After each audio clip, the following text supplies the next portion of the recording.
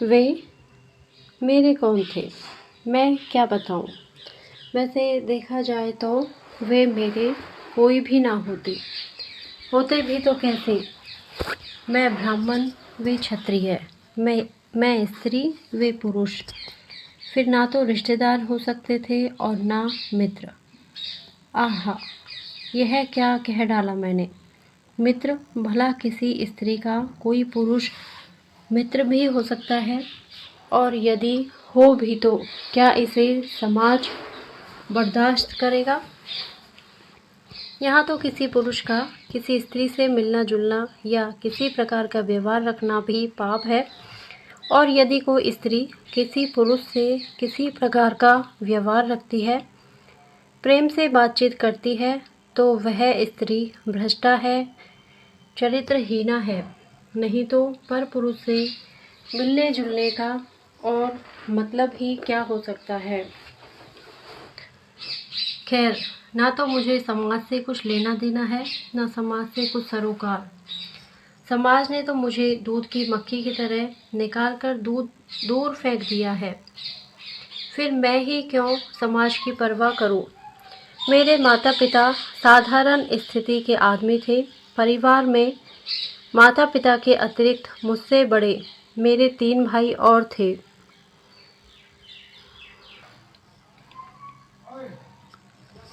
मैं सबसे छोटी थी। छोटी होने के कारण घर में मेरा लालन पालन बड़े लाड़ प्यार में हुआ।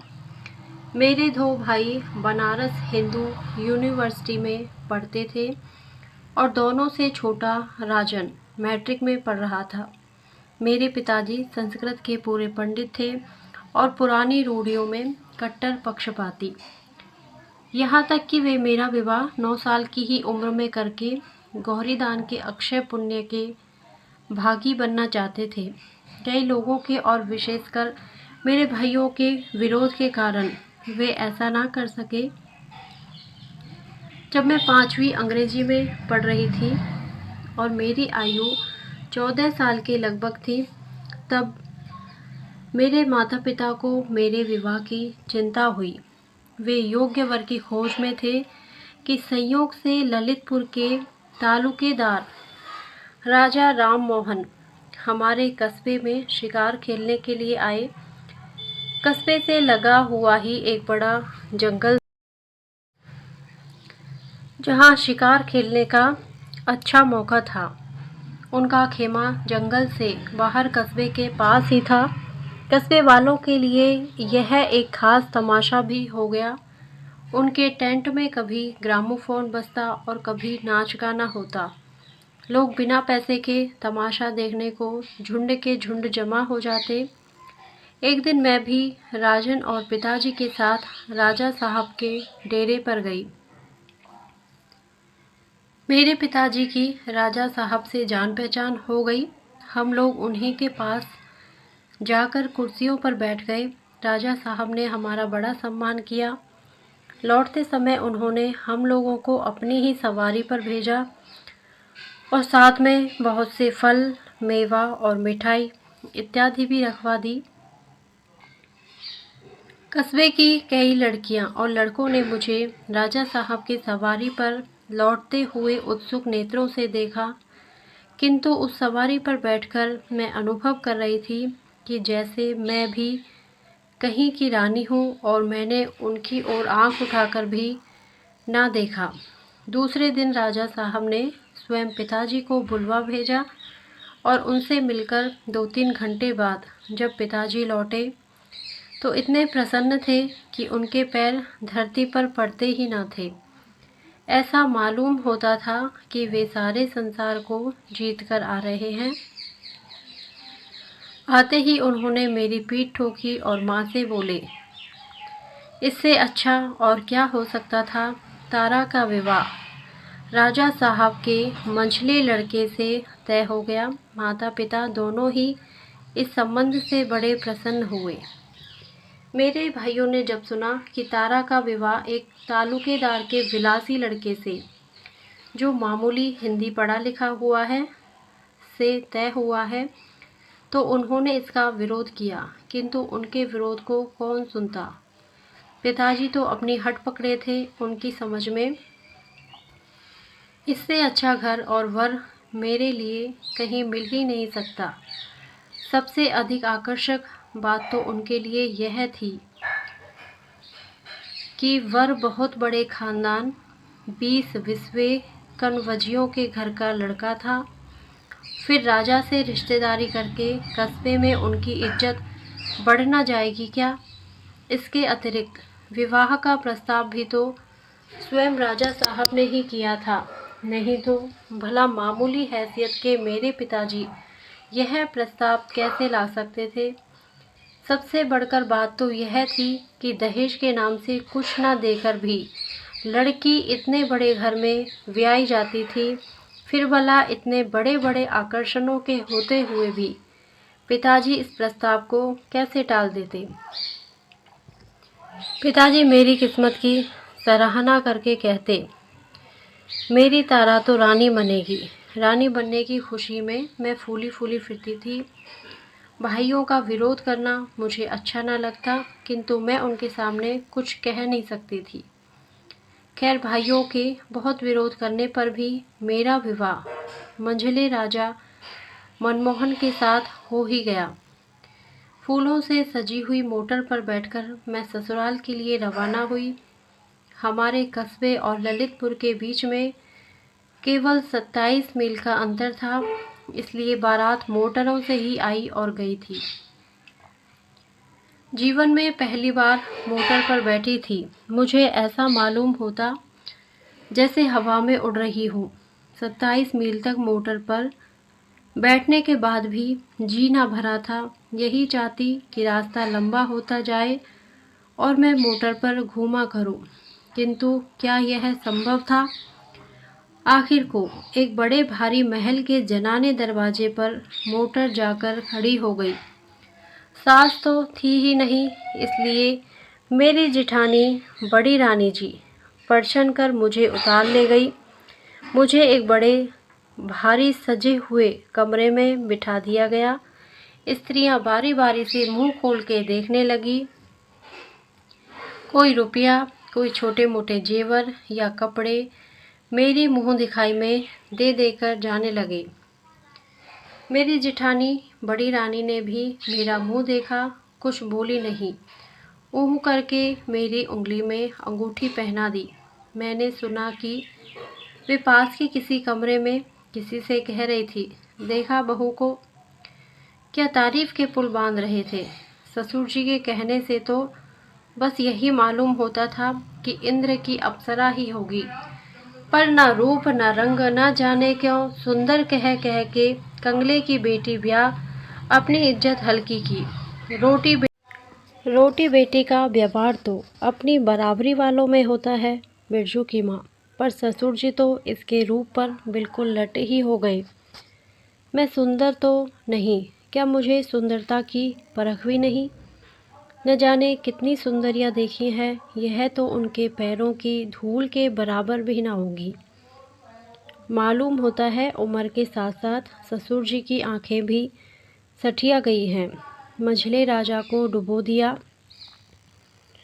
बिरजू की माँ उनकी हाँ में हाँ मिलाती हुई बोली, सुंदर तो है रानी जी, जैसी आप लोग हैं वैसी ही है, पर अभी बच्ची है, जवान होगी तो रूप और निखर जाएगा। बड़ी रानी तिलमिला उठी और बोली, रूप निखरेगा पत्थर, होनहार बिरवान के होठ चीकने पात। निखरने वाला रूप सामने ही दिखता है। फिर वे जग विरक्ति के भाव में बोली, जाने भी दो, अच्छा हो या बुरा हमें करना ही क्या है। जब मैं वहाँ अकेली रह गई, सारी औरतें चली गई, तो मेरी माँ के घर की खवासन ने सूना कमरा देखकर मेरा मुंह खोल दिया।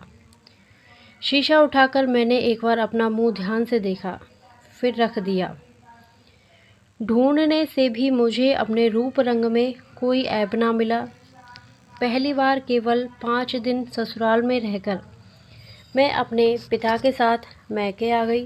ससुराल के 5 दिन मुझे 5 वर्ष की तरह मालूम हुए। मैंने जो रानी पने का सुनहला सपना देखा था, वह दूर हो चुका था। ससुराल से लौटकर मैंने तो कुछ नहीं कहा, किंतु खवासन ने वहाँ के सब हालचाल बतलाए। माँ ने कहा, तो क्या रानी केवल कहने के लिए होती है? भीतर का हाल हमारे घरों से भी गया बीता होता है। मैं अपनी माँ के साथ मुश्किल से महीना सवा महीना ही रह पाई कि मुझे बुलाने के लिए ससुराल से संदेशा आया। राजाओं की इच्छाओं के विरुद्ध तिल भर भी मेरे पिताजी कैसे जाते, न चाहते हुए भी उन्हें मेरी विदाई करनी पड़ी। इतनी जल्दी ससुराल जाना मुझे जरा भी अच्छा ना लगा, परंतु क्या करती, लाचार थी। सावन में जबकि सब लड़कियां ससुराल से मैके आती है, मैं ससुराल रूपी कैद खाने में बंद होने चली। देवर के साथ फिर मोटर पर बैठी। इस बार मैंने अपना छोटा सा हारमोनियम भी साथ रख लिया था। फिर ससुराल पहुंची। पहली बार तो मेरे साथ माँ के घर की खवासन थी। इस बार उस हारमोनियम और थोड़ी सी पुस्तकों को छोड़कर कुछ न था। मेरा जी एक कमरे में चुपचाप बैठे बैठे घबराया करता। घर में कोई ऐसा ना था जिससे घंटे 2 घंटे बातचीत करके जी बहलाती।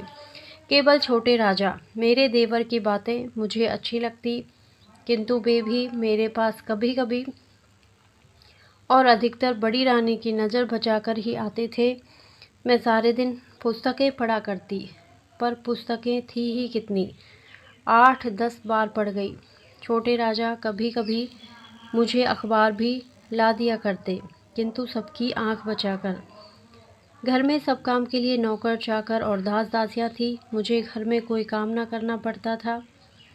मेरी सेवा में भी 2 दासियां सदा बनी रहती थी, पर मुझे तो ऐसा मालूम होता था कि मैं उनके बीच में कैद हूँ, क्योंकि मेरी राई रत्ती भी बड़ी रानी के पास लगा दी जाती।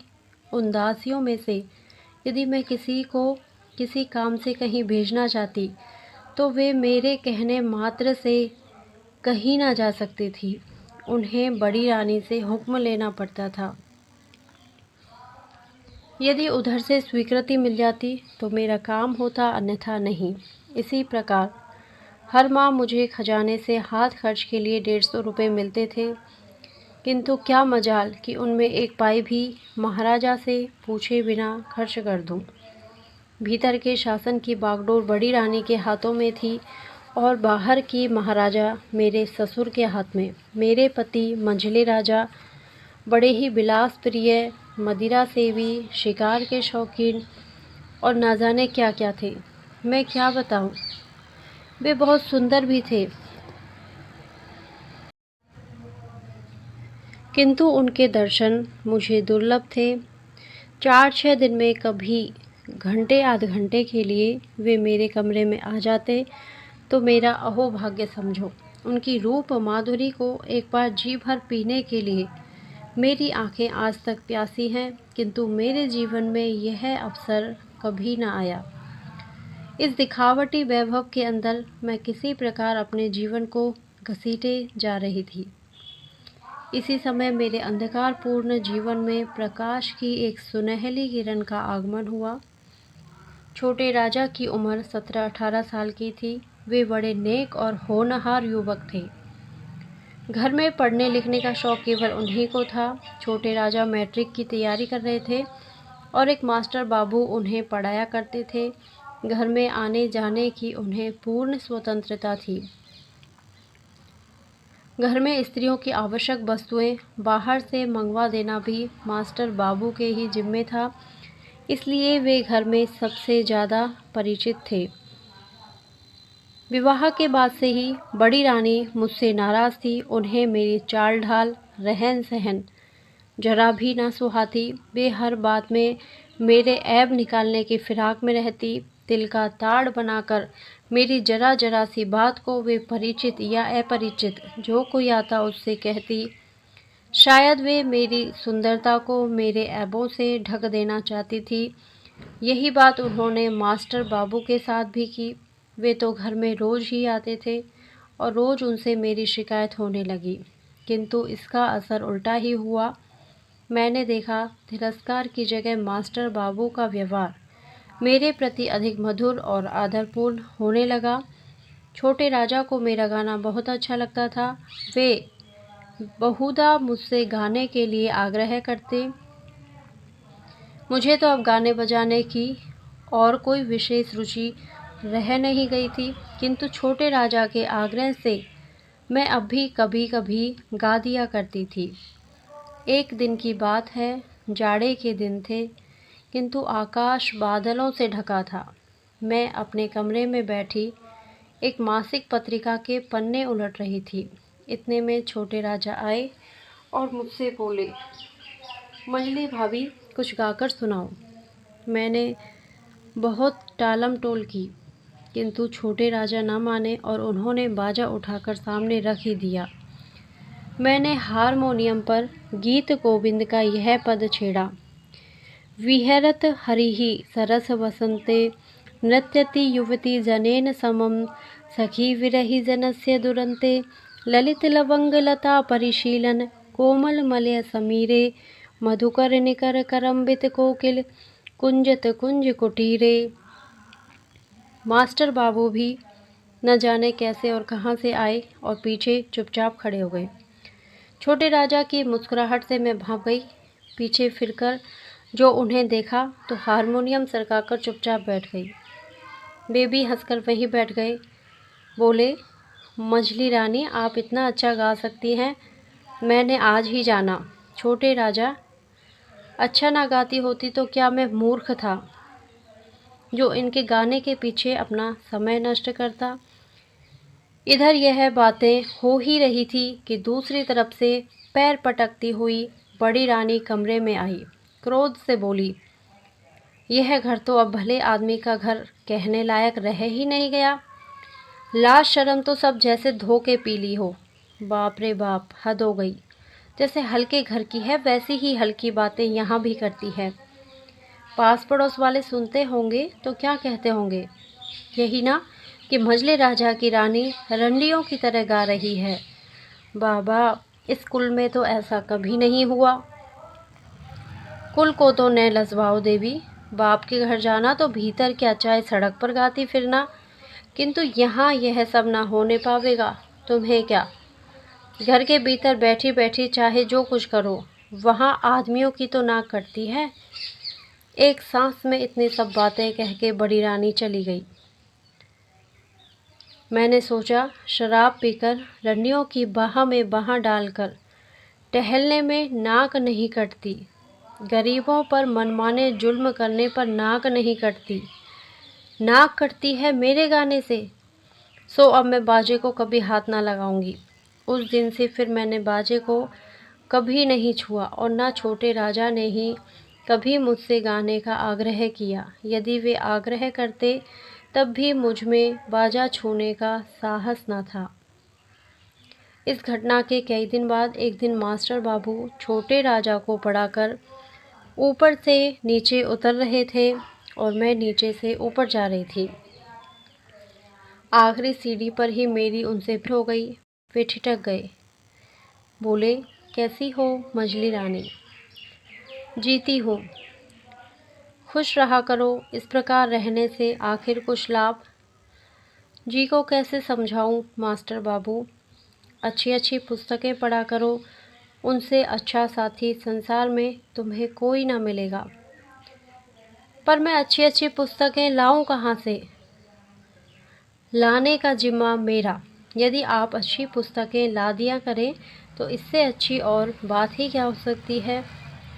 यह कौन बड़ी बात है मझली रानी, मेरे पास बहुत सी पुस्तकें रखी हैं, उनमें से कुछ मैं तुम्हें ला दूंगा।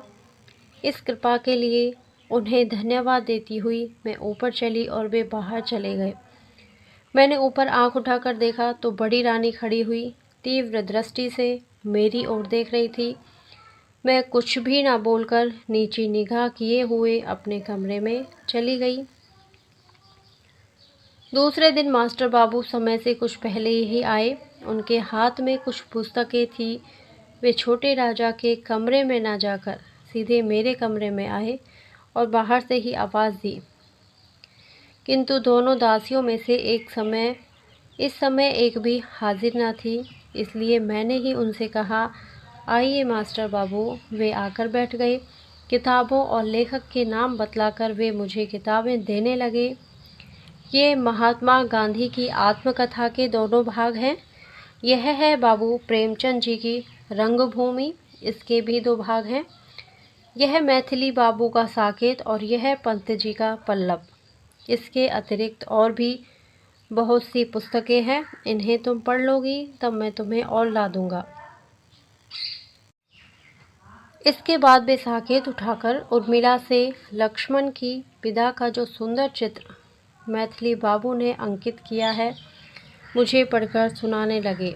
इतने ही में मुझे वहाँ बड़ी रानी की झलक दिख पड़ी और उसके साथ मेरे कमरे के दोनों दरवाजे फटाफट बंद हो गए। मास्टर बाबू ने एक बार मेरी तरफ फिर दरवाजे की तरफ देखा, फिर वे बोले, भाई ये दरवाज़ा किसने बंद कर दिया है, खोल दो। जब कोई भी उत्तर ना मिला तो मुझे क्रोध आ गया। मैंने तीव्र स्वर में कहा, यह दरवाज़ा किसने बंद किया है, खोलो, क्या मालूम नहीं है कि हम लोग भीतर बैठे हैं। बड़ी रानी की कर्कश आवाज़ सुनाई दी, ठहरो, अभी खोल दिया जाएगा। तुम लोग भीतर हो यही दिखाने के लिए तो दरवाज़ा बंद किया गया है, पर देखने वाले भी तो जरा आ जाएं। यह नारकीय लीला अब ज़्यादा दिन ना चल सकेगी। नारकीय लीला? मेरा माथा ठनका। हे भगवान, क्या पुस्तक पढ़ना भी नारकीय लीला है? इस प्रकार लगभग 15 मिनट हम लोग बंद रहे। गुस्से में मास्टर बाबू का चेहरा लाल हो रहा था। उधर बाहर बड़े राजा, मंझले राजा और महाराजा जी की आवाज़ मुझे सुनाई दी और उसके साथ ही कमरे का दरवाज़ा खुल गया। बड़ी रानी बोली, मेरी बातों पर तो कोई विश्वास ही नहीं करता था। अब अपनी अपनी आँखों से देखो, आँखें धोखा तो नहीं खा रही हैं। आज तक मैंने मंझले राजा की विलासी मूर्ति देखी थी, आज मैंने उनका रुद्र रौब भी देख लिया। क्रोध से पैर पटकते हुए वे बोले, किरण कुमार, इस कमरे में तुम किसके हुक्म से आए? मास्टर बाबू भी उसी स्वर में बोले, मुझे किस कमरे में जाने का हुक्म नहीं है। बड़े राजा, मास्टर बाबू, अब यहाँ से चले जाओ, इसी में तुम्हारी कुशल है। वे, मुझे ऐसी कुशल नहीं चाहिए, मैं पापी नहीं हूँ जो कायर की तरह भाग जाऊँगा। जाने से पहले मैं आपको बतला देना चाहता हूँ कि मैं और मंझली रानी दोनों ही पवित्र और निर्दोष हैं। यह हरकत ईर्ष्या और जलन के कारण ही की गई है।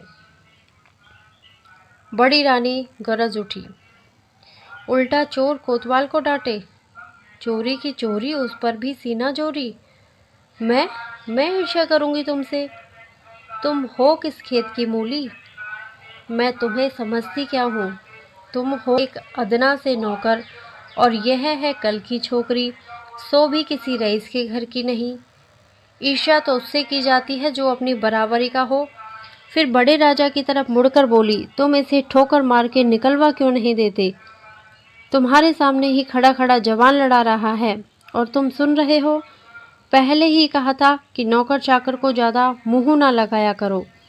महाराज बड़े गुस्से में बोले, किरण कुमार, चले जाओ। इसी समय न जाने कहाँ से छोटे राजा आ पड़े और मास्टर बाबू को जबरदस्ती पकड़कर अपने साथ लिवा ले गए। वे चले गए, मुझ पर क्या बात होगी कहने की आवश्यकता नहीं, समझ लेने की बात है। नतीजा सबका यह हुआ कि उसी दिन एक चिट्ठी के साथ सदा के लिए मैं विदा कर दी गई। एक इक्के पर बैठाकर चपरासी मुझे माँ के घर पहुँचाने गया। चिट्ठी मेरे पिताजी के नाम थी, जिसमें लिखा था, आपकी पुत्री भ्रष्टा है, इसने हमारे कुल में दाग लगा दिया है, इसके लिए अब हमारे घर में कोई जगह नहीं है।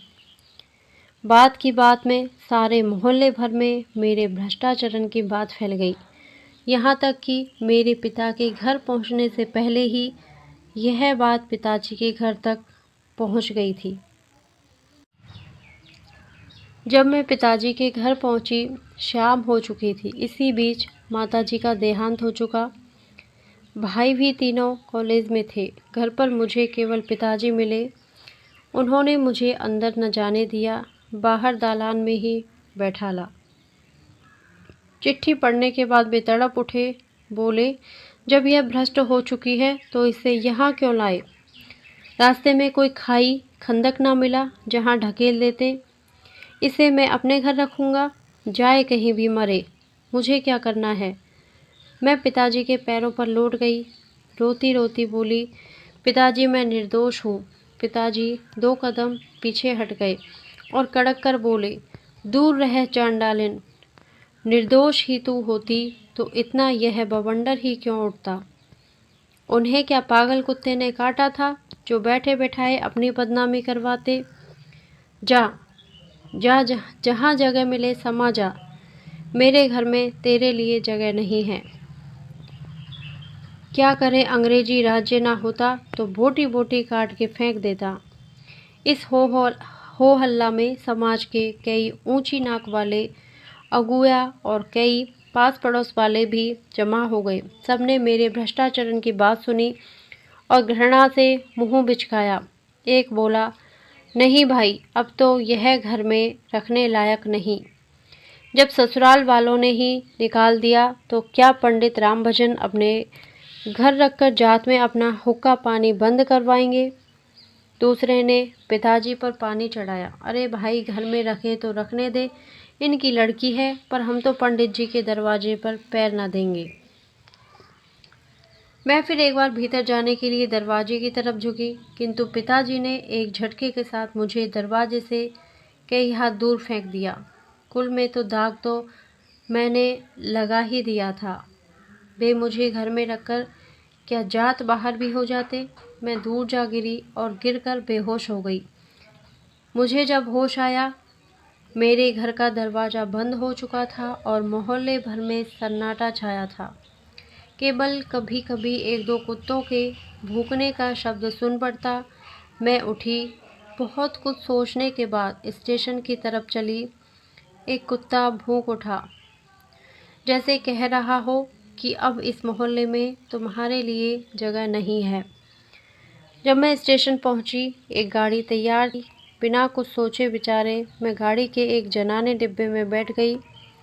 गाड़ी कितनी देर तक चलती रही, कहाँ कहाँ खड़ी हुई, कौन कौन स्टेशन बीच में आए, मुझे कुछ नहीं पता। किंतु सवेरे जब ट्रेन कानपुर पहुंचकर रुक गई और एक रेलवे कर्मचारी ने आकर मुझे उतरने को कहा, तो मैं जैसे चौंक सी पड़ी। मैंने देखा पूरी ट्रेन यात्रियों से खाली हो गई है। स्टेशन पर भी यात्री बहुत कम थे। ट्रेन से उतरकर मेरी समझ में ही न आता था कि कहाँ जाऊं। कल इस समय तक जो एक महल की रानी थी, आज उसके खड़े होने के लिए भी स्थान न था। बहुत देर बाद मुझे एकाएक ख्याल आया कि सत्याग्रह संग्राम तो छिड़ा ही हुआ है। क्यों ना मैं भी चलकर स्वयं सेविका बन जाऊं और देश सेवा में जीवन बिता दूं। पूछती हुई मैं किसी प्रकार कांग्रेस दफ्तर पहुंची। वहां पर 2-3 व्यक्ति बैठे थे। उन्होंने मुझे पूछा कि मेरे पास किसी कांग्रेस कमेटी का प्रमाण पत्र है। मैंने कहा नहीं। तो उन्होंने मुझे स्वयं सेविका बनाने से इनकार कर दिया। इसके बाद मैं किसी प्रकार के संस्थाओं और सुधारकों के दरवाजे दरवाजे भटकी, किंतु मुझे कहीं भी आश्रय ना मिला। विवश होकर मैं भूखी प्यासी चल पड़ी, किंतु जाती कहाँ। थक कर एक पेड़ के नीचे बैठ गई। मैंने अपनी अवस्था पर विचार किया। मैं आज रानी से पथ की भिखारिन हो चुकी थी। मेरे सामने अब भिक्षावृत्ति को छोड़कर दूसरा उपाय ही क्या था। इस समय न जाने कहाँ से एक भिखारिन बुढ़िया भी उसी पेड़ के नीचे कई छोटी छोटी पोटलियाँ लिए हुए आकर बैठ गई। बड़े इत्मीनान के साथ अपने दिन भर के मांगे हुए आटे दाल चावल को अपने चिथड़ों में अच्छी तरह बांधकर बुढ़िया ने मेरी तरफ देखा। मैंने भी उसकी ओर देखा। दुख में भी एक प्रकार का आकर्षण होता है, जिसने क्षण भर में ही हम दोनों को एक कर दिया। भिखारिन बहुत बूढ़ी थी, उसे आँख से कम दिख पड़ता था। भिक्षावृत्ति करने के लिए अब उसे किसी साथी या सहारे की ज़रूरत थी। मैं उसी के साथ रहने लगी। कई बार मैंने आत्महत्या करनी चाहिए, किंतु उस समय ऐसा मालूम होता था कि जैसे कोई हाथ पकड़ लेता हो। मैं आत्मघात भी ना कर सकी। लगातार 1 साल तक भिखारिन के साथ रहकर मुझे भीख मांगना न आया। आता भी कैसे? मैं बुढ़िया का हाथ पकड़कर उसे सहारा देती हुई चलती, भीख वही मांगा करती। मैं जवान थी, सुंदर थी, फटे चीथड़े और मैले कुचले वेश में भी मैं अपना रूप न छिपा सकी। मेरा रूप ही हर जगह मेरा दुश्मन हो जाता। अपने सतीत्व की रक्षा हेतु मुझे बहुत सचेत रहना पड़ता था और इसलिए मुझे जल्दी जल्दी स्थान बदलना पड़ता था। मेरे बदन की साड़ी फट फट कर तार हो गई थी। बदन ढकने के लिए साबित कपड़ा भी न था। प्रयाग में माघी अमावस्या के दिन बड़ा भारी मेला लगता है। बुढ़िया ने कहा, वहाँ चलने पर हमें 3-4 महीने भर खाने को मिल जाएगा और कपड़ों के लिए पैसे भी मिल जाएंगे। मैं बूढ़ी के साथ पैदल ही प्रयाग के लिए चल पड़ी। मांगते खाते कई दिनों में हम लोग प्रयाग पहुँचे। यहाँ पूरे महीने भर मेरा मेला रहता है। दूर दूर के बहुत से यात्री आते हैं। हम लोग रोज़ सड़क किनारे एक कपड़ा बिछाकर बैठ जाते और दिन भर भिक्षा मांगकर शाम को एक पेड़ के नीचे अलाव जलाकर सो जाते। एक दिन इसी प्रकार शाम को जब हम दिन भर की भिक्षावृत्ति के बाद लौट रहे थे, एक बग्घी निकली जिसमें कुछ स्त्रियां थीं। बुढ़िया एक पैसे के लिए हाथ फैलाकर गाड़ी के पीछे पीछे दौड़ी। कुछ देर बाद गाड़ी के अंदर से एक पैसा फेंका गया। शाम को धुंधले प्रकाश में बुढ़िया जल्दी पैसा देख न सकी। वह पैसा देखने के लिए कुछ देर झुकी रही। उसी समय एक मोटर पीछे से और एक सामने से आ गई। बुढ़िया ने बचना चाहा। मोटर वाले ने भी बहुत बचाया, पर बुढ़िया मोटर की चपेट में आ ही गई। उसे गहरी चोट लगी और उसे बचाने की चेष्टा में मुझे भी काफ़ी चोट आई। जिस मोटर की चपेट हम लोगों को लगी थी, उस मोटर वाले ने पीछे मुड़कर देखा भी नहीं, किंतु दूसरी मोटर वाले रुक गए। उसमें से 2 व्यक्ति उतरे। मेरे मुंह से सहसा एक चीख निकल गई। कई दिनों तक लगातार बुखार के बाद जिस दिन मुझे होश आया, मैंने अपने आप को एक जनाने अस्पताल के पर्दा पाड़ के कमरे में पाया। एक खाट पर मैं पड़ी थी, मेरे पास ही दूसरी खाट पर भिखारिन मरणासन अवस्था में पड़ी थी। मैं खाट से उठकर बैठने लगी तो मास्टर बाबू पास ही कुर्सी पर बैठे कुछ पढ़ रहे थे। मुझे उठते देखकर पास आकर बोले, अभी आप ना उठें, बिना डॉक्टर की अनुमति के आपको खाट से उठना नहीं है। क्यों? मैं पथ की भिखारिन, मुझे ये साफ सुथरे कपड़े, नरम नरम बिछोने क्यों चाहिए? कल से तो मुझे फिर वही गली गली की ठोकर खानी पड़ेगी ना। उनकी बड़ी बड़ी आंखें सजल हो गई। वे बड़े ही करुण स्वर में बोले, मंझली रानी, क्या तुम मुझे क्षमा ना करोगी? तुम्हारा अपराधी तो मैं ही हूँ। मेरे ही कारण तो आज तुम राज रानी से पथ की भिखारिन बन गई हो। जब मुझे उन्होंने मंझली रानी कहकर बुलाया तो मैं चौंक पड़ी। सहसा मेरे मुंह से निकल गया, मास्टर बाबू। 2-3 दिन में मैं पूर्णतया स्वस्थ हो गई, परंतु भिखारिन की हालत न सुधर सकी। एक दिन उसने अपनी जीवन लीला समाप्त कर दी। उसके अंतिम संस्कारों से निवृत्त होकर मैं मास्टर बाबू के साथ उनके बंगले में रहने लगी, किंतु मैं अभी तक नहीं जान सकी कि वे मेरे कौन हैं। वे मुझ पर माता की तरह ममता और पिता की तरह प्यार करते हैं, भाई की तरह सहायता और मित्र की तरह नेक सलाह देते हैं, पति की तरह रक्षा और पुत्र की तरह आदर करते हैं। कुछ ना होते हुए भी वे मेरे सब कुछ हैं और सब कुछ होते हुए भी वे मेरे कुछ नहीं हैं। धन्यवाद। यदि आपको ये कहानी अच्छी लगी हो तो प्लीज़ मेरे वीडियो को लाइक करें, शेयर करें और मेरे चैनल को सब्सक्राइब करें। Thank you.